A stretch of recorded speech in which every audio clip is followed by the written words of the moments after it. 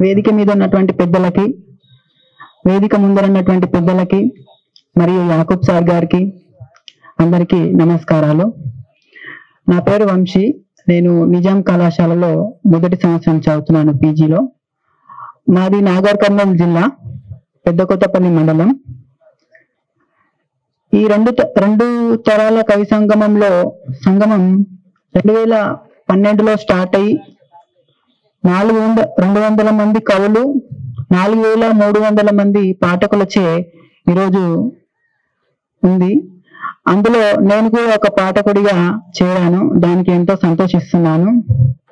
నేను ఇప్పటివరకు ఊహించలేదు నేను ఇంత మంది పెద్దల ముందు నా యొక్క కవిత్వాన్ని వినిపిస్తానని, ఇంతటి చక్కటి అవకాశం నాకు లభిస్తుందని నేను ఇప్పటివరకు ఊహించలేదు.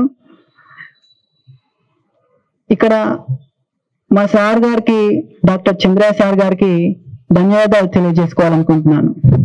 ఎందుకంటే నేను పీజీలో చేరాక చిన్న చిన్న వ్యాసాలు, కవితలు రాసి సార్కి సెండ్ చేస్తుంటాను. సార్ని అడిగాను ఒకసారి, సార్ నేను రాసినటువంటి కవితలు, ఆ వ్యాసాలని నా తరగతి మిత్రుల ముందు ఒకసారి వినిపించాలనుకుంటున్నాను. దానికి మీరు నాకు కొంత మీ పీరియడ్లో సమయం ఇవ్వండి అని చెప్పేసి అనుకున్నాను, అడిగాను కూడా. కానీ సార్ ఈరోజు నాకు ఇంతటి గొప్ప అవకాశం ఇచ్చినందుకు సార్ గారికి కృతజ్ఞతలు తెలియజేసుకుంటున్నాను. అదేవిధంగా ఈ వ్యవస్థాపక రెండు తరాల కవి సంగమం వ్యవస్థాపన చేసి యాకూబ్ సార్ గారు కూడా ప్రత్యేక ధన్యవాదాలు తెలియజేసుకుంటున్నాను. ఒకసారి సార్ వారు కూడా మా కళాశాలకి వచ్చారు. డిపార్ట్మెంట్ విద్యార్థులందరి ముందు కూడా తన కవితలను వినిపించారు. ఇప్పుడు నా వచన కవితలు వినిపించడానికి మొదటి దానికి వస్తే నేటి రాజకీయం. ఈ నేటి రాజకీయం రాయడానికి కారణం ఏంటంటే, నేను శ్రీశ్రీ గారి మహాప్రస్థానంలోని జగన్నాథ రథచక్రాలు వస్తున్నాయని చెప్పేసి ఆ కవిత చదివాను. ఆ కవిత చదివిన తర్వాత నాకు కూడా ఒకటి రాయాలనిపించింది. నేను బాగా పట్టుండి నాకు ఒక సామాజిక అధ్యయనం తెలిసినటువంటి ఒక రాజకీయం పైన కవితను రాయదలుచుకున్నాను. అందులో భాగంగా ఈ కవితలో రాజకీయ నాయకుల్ని, అంటే అందరినీ కాదు, కొందరిని, అవినీతి రాజకీయ నాయకుల్ని కొంత సంబోధన చేశాను. ఇది పందులవాళ్ళ నక్కలవాళ్ళని చెప్పేసి కొంత సంబోధన చేశాను. ఎందుకు ఆ సంబోధన చేయాల్సి వచ్చిందంటే ఒక ఉదాహరణగా వివరించదలుచుకున్నాను. మా మండలంలో ఒక గ్రామం ఉంటుంది. ఆ గ్రామంలో ఒక సర్పంచి ప్రజాస్వామ్యం ఏడుంది, ప్రజాపాలన ఎట్లుంది, ప్రజాస్వామ్యం ఏడుంది, ప్రజాపాలన ఎట్లుంది, రాజకీయ రాక్షసులతో, అధికారుల అవినీతితో పేదవాడి గుండె పగిల పిల్లవాడి బయట చెదిరే, చట్టాలను చుట్టాలుగా, అధికారాన్ని అస్త్రాలుగా సమాజాన్ని చంపుతుంటే కన్నీటిని కార్చిందే ఈ బలతాయని బాధలతో, అమరవీర ఆశయాలు మట్టి దన్ని మంటగలిపి రాజ్యమేలు నాయకులను రాజ్యాంగ రక్షణకై నాటి తరం కాదంటూ నేటి తరం పోరంటూ బెదిరించండి.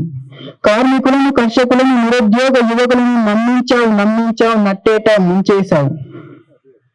ప్రజలందరి ప్రాణాలను, జనులందరి జీవితాలను ఉరితీసి బలి చేశావు. ఆనందపు అధికారం పొందుటకై పన్నాగం పన్నావు. స్వలాభాన్ని ఆశించి ప్రజాస్వామ్యం పక్కనెట్టి పందులవల, నక్కలవల, కుక్కలవల దోపిడితో ప్రజల సొమ్ము దొంగిలించి గూడు కట్టి, మేడ కట్టి, ధనము కూర్చి, కార్లు తెచ్చి సుఖభోగాలు అనుభవించి ఆనందపు అధికారం పొందుటకై పన్నాగం పన్నావు. ఎంత ధైర్యం! మేల్కొండే ప్రజలారా, కదలండే జనులారా, కదం తొక్కి పదం పట్టి, ఓటు కట్టి పదం పెట్టి మరకండే నాయకులను చైతన్యం పెంచండి, అవినీతిని చంపండి. ఇక్కడ ఈ పదాలు ఎందుకు రాశానంటే, ఓకే సార్. తర్వాత కమ్యూనిజం అని చెప్పేసి కూడా, తర్వాత కమ్యూనిజం అని చెప్పేసి శీర్షికతో కూడా ఒక రచన కాగితం రాయడం జరిగింది. లాల్ సలాం ఎర్ర సేనలకు లాల్ సలాం.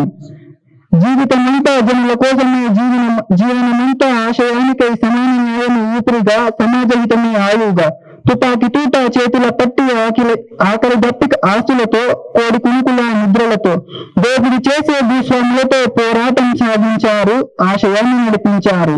ఆదివాసులకు బంగారు భూములు, నిర్భాగ్యులకు నిరాశ్రయులకు కూడిని పెంచి నీడని పెంచి పోరాటం సాగించారు, దొరగాళ్లను దండించారు.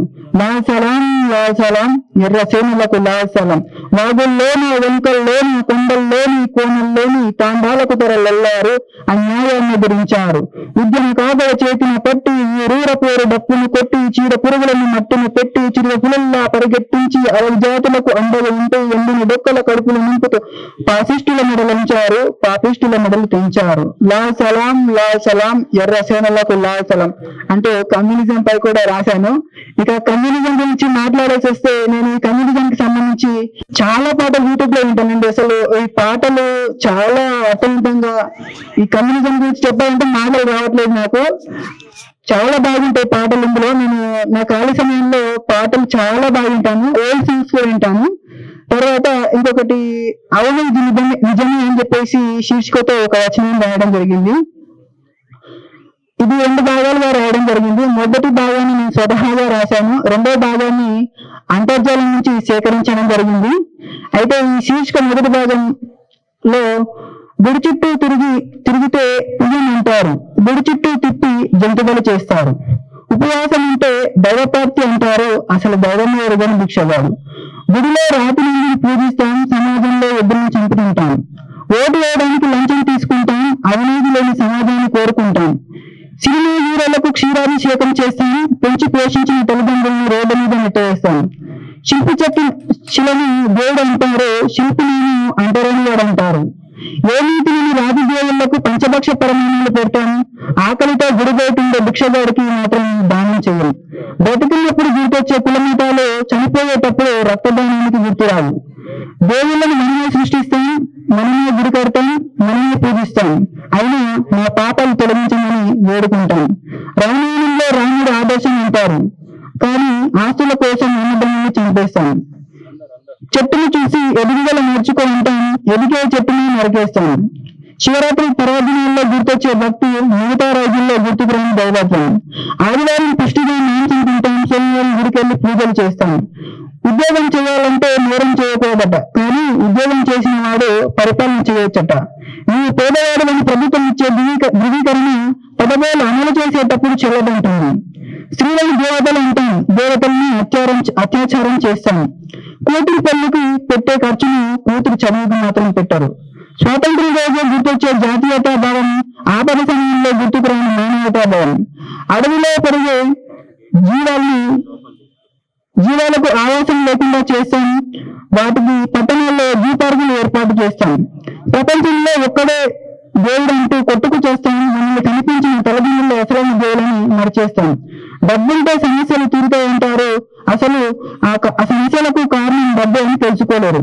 గెలిపిస్తే భవిష్యత్తును నేర్చుకున్న రాజకీయ నాయకుడు గెలిచాక తన జీవితాన్ని తీర్చిదిద్దుకుంటాడు. మద్యపానం, ధూమపానం ఆరోగ్యానికి హానికరం అంటాం, కానీ వాటిని సేవించకుండా ఒకరోజు ఉండలేరు. సమాజంలో చదువులేని వివేకుల కన్నా చదువుకున్న అవివేకులే ఎక్కువ. తర్వాత రెండో భాగం రాయడం జరిగింది. ఇది అంతర్జాలం నుంచి సేకరించబడింది. పరిచయం లేని వ్యక్తితో ఆడపిల్లలు మాట్లాడకూడదు, కానీ పెళ్లి చేసుకోవచ్చు. కాళ్లకు వేసుకున్న చెప్పులు ఏసీ షాపుల్లో, అన్నంలో తినే కూరగాయలు మురుగు కాలువ పక్క. చచ్చిపోతున్న వైద్యం చేయని గవర్నమెంట్ ఆసుపత్రులు, చచ్చిపోయిన వైద్యం చేసేవి కార్పొరేట్ ఆసుపత్రులు. అనాథ శరణాలయాల్లో పేదవారి పిల్లలు, వృద్ధాశ్రమంలో ధనికుల తల్లిదండ్రులు. స్టెరాయిడ్లు తీసుకున్న బాడీ బిల్డర్ చెప్తాడు మన సహజ దేహాన్ని ఎలా పొందాలని. బెంజికాల్లో తిరిగే హీరోలు చెప్తారు మనం ఏ స్కూటీని వాడాలని. సర్వీస్ సెంటర్ పోవాలని ధోని చెప్తాడు మన బైక్ కి ఏ ఇంజన్ ఆయిల్ వాడాలని. తిరి పదార్థాలు తిరిగి మహేష్ బాబు చెప్తాడు మనం థమ్సప్ని తాగాలని.